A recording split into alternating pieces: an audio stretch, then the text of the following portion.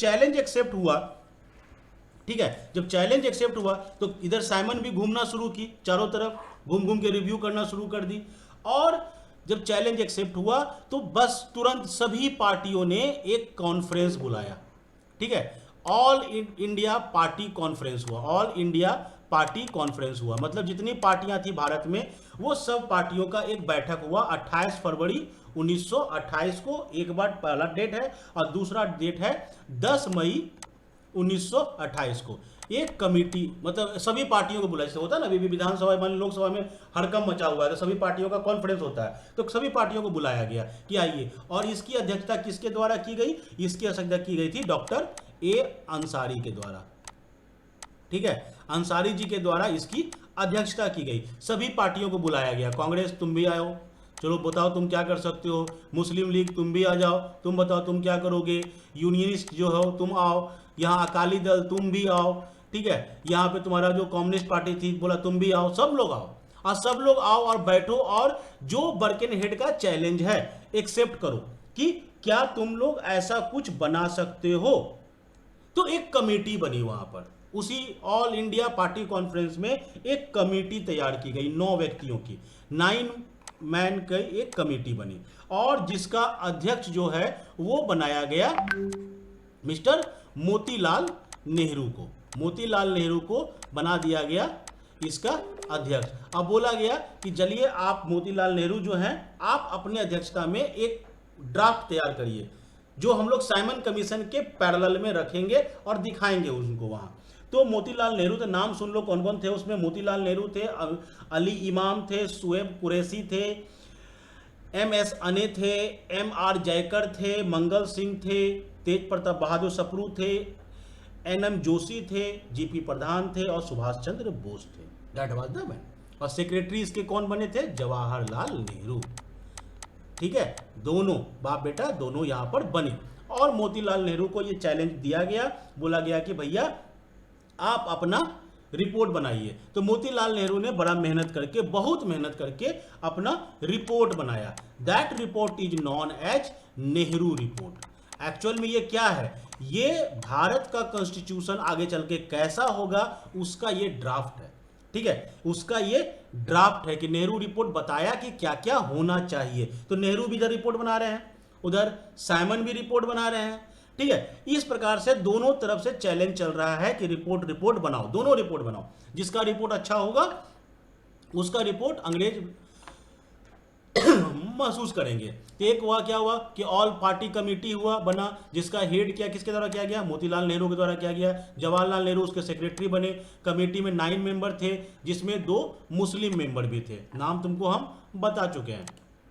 उसके बाद अपना ये रिपोर्ट दिया गया, ध्यान से समझना, अब समझना क्योंकि एग्जाम में ये क्वेश्चन पूछा क्या था रिपोर्ट में। इनका ये रिपोर्ट आया, पहला बात ये जो बोले वो बोले कि डोमिनियन स्टेटस चाहिए इंडिया के लिए।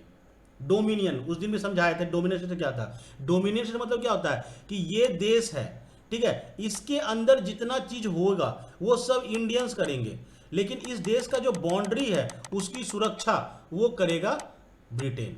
That is called dominion status. तो ये डोमिनियन स्टेटस की बात की है, जबकि भारत जो है जब असहयोग आंदोलन चला था तो भारत ऑलरेडी मूव कर रहा था कंप्लीट इंडिपेंडेंस के लिए, कंप्लीट फ्रीडम के लिए, लेकिन मोतीलाल नेहरू डिमांड किए डोमिनियन स्टेटस का कि भैया अंग्रेज बाबू तुमको जो चलाना है चलाओ, लेकिन सरकार हमको दे दो यहां पर, ठीक है। उसके बाद बोले यूनाइटेड कॉन्स्टिट्यूएंसी जो है उसके हर सीट को रिजर्व कर दो माइनॉरिटी के लिए, ठीक है। मतलब क्या हुआ कि सेपरेट इलेक्टोरेट को हटाओ और रिजर्वेशन को लाओ, ठीक है, ये इनका डिमांड था, डिमांड नंबर 2, ठीक है। और सजेस्ट क्या किए कि फंडामेंटल राइट को ग्रांट कर दो हर एक इंडियंस के लिए। कभी कभी एग्जाम में क्वेश्चन पूछता है कि फंडामेंटल राइट का चर्चा सबसे पहले कब हुआ था? तो नेहरू रिपोर्ट में ही हुआ था। नेहरू रिपोर्ट में पहली बार बोला गया था फंडामेंटल राइट, जैसे क्या राइट? तो राइट होना चाहिए किस वक्त? फ्रीडम ऑफ स्पीच, बोलने की आजादी, असेंबली करने की आजादी, freedom to publish a newspaper, freedom to form association, इस तरह का फंडामेंटल राइट को दे देना चाहिए।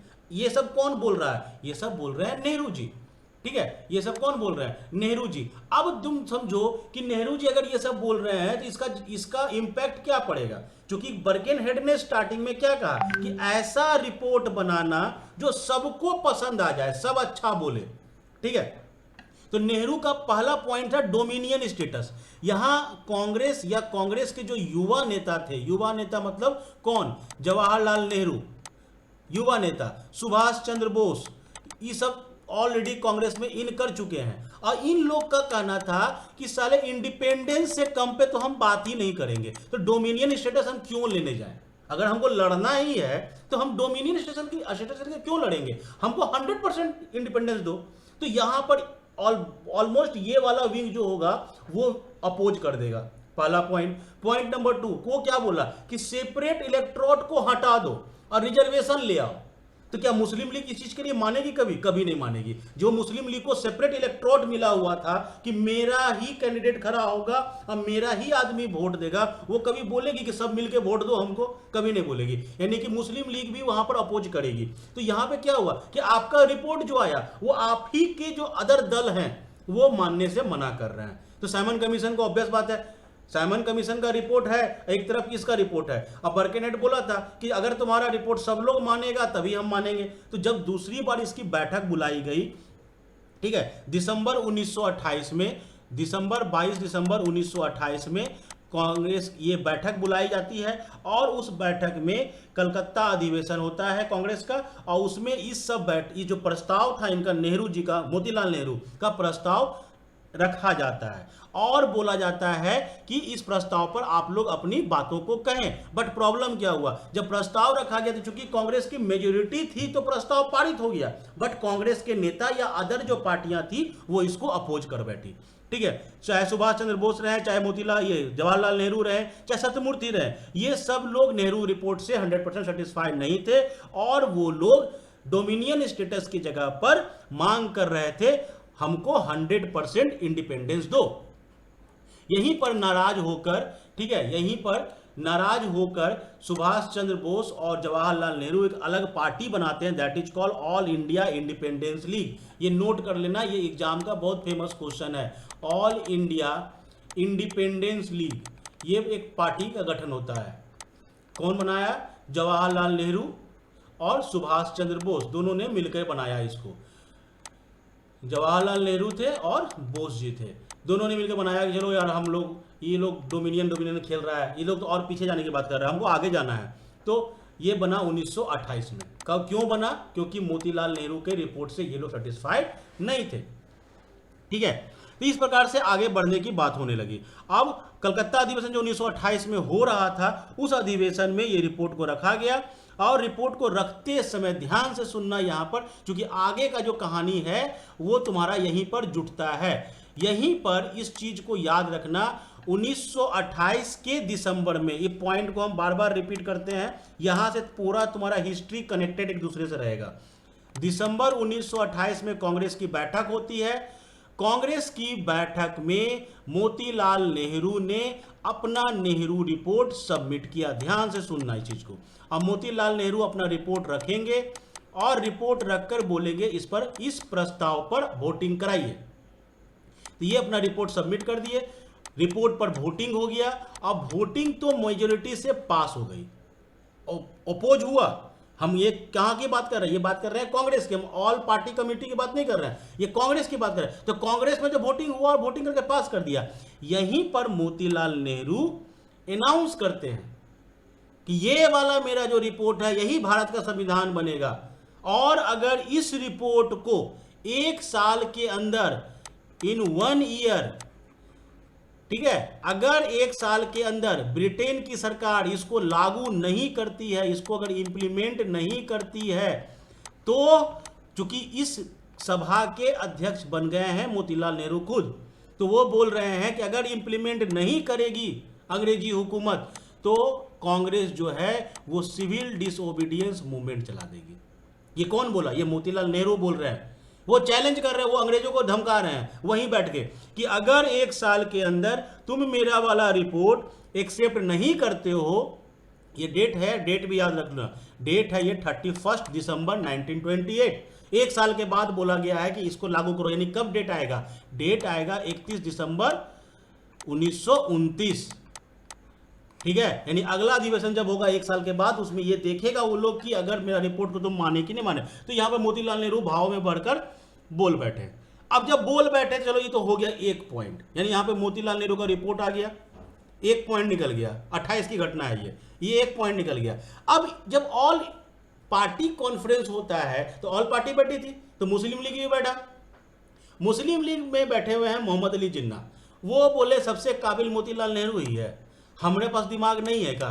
तो जिन्ना बोला कि हम बनाएंगे एक रिपोर्ट, मेरे पास भी एक रिपोर्ट रहेगा, that is called Jinnah report. Jinnah babu ने एक रिपोर्ट अलग तैयार कर दिया, बोला कि हमको भी बोलना है, खाली तुम ही को नहीं चैलेंज था, चैलेंज सबको था, तो हम भी एक रिपोर्ट देंगे, that is called 14 point report of Jinnah. Jinnah parallel में एक रिपोर्ट तैयार करते हैं 29 में, ठीक है, that is called Jinnah report. वो बोले कि उनका भी अपना लॉजिक है, सुन लो लॉजिक सुनने में क्या आता है। वो बोले भारत का जो कॉन्स्टिट्यूशन होगा, मतलब कॉन्स्टिट्यूशन होगा वो फेडरल होगा, ठीक है, फेडरल होगा, याद रखना वर्ड को, याद समझो कि फेडरल ये सब वर्ड आते कॉन्स्टिट्यूशन में इन्वॉल्व है, तो वहीं से आ रहा है ये सब।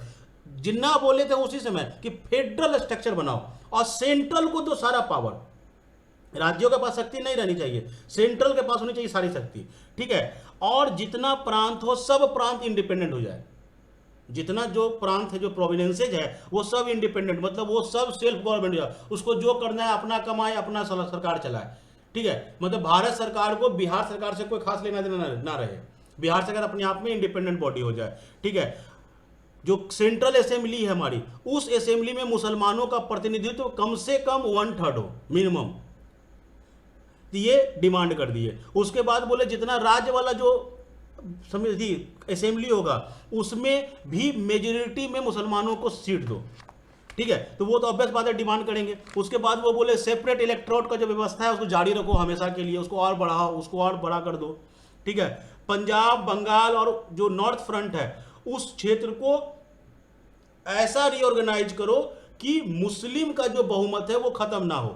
मतलब वो बेसिकली सारा पॉइंट था कहां पर, मुस्लिम ओरिएंटेड था। जैसे सिंध को बंबई से अलग कर दो, बिकॉज सिंध में मुसलमानों की संख्या ज्यादा है, तो सिंध को अलग कर दो, सिंध अलग समझेगा। इस तरह से डिमांड होना शुरू हो गया।